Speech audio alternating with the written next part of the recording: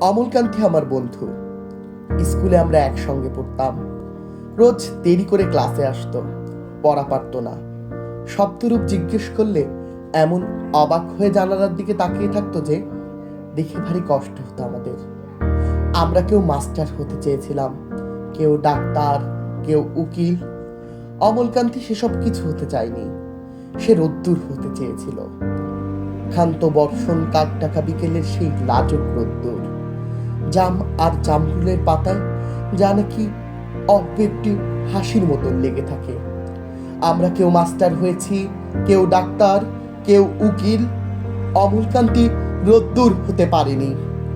সে এখন অন্ধকার একটা ছাপাখানায় কাজ করে। মাঝে মধ্যে আমার সঙ্গে দেখা করতে আসে, চা খায়, এটা ওটা গল্প করে, তারপর বলে উঠি তাহলে। আমি ওকে দরজা পর্যন্ত এগিয়ে দিয়ে আসি। আমাদের মধ্যে যে এখন মাস্টারি করে, অনায়াসে সে ডাক্তার হতে পারত। যে ডাক্তার হতে চেয়েছিল, উকিল হলে তার এমন কিছু ক্ষতি হতো না। অথচ সকলের ইচ্ছে পূরণ হলো এক অমলকান্তি ছাড়া। অমলকান্তি রোদ্দুর হতে পারেনি। সেই অমলকান্তি রোদ্দুরের কথা ভাবতে ভাবতে ভাবতে ভাবতে যে একদিন রোদ্দুর হতে চেয়েছিল।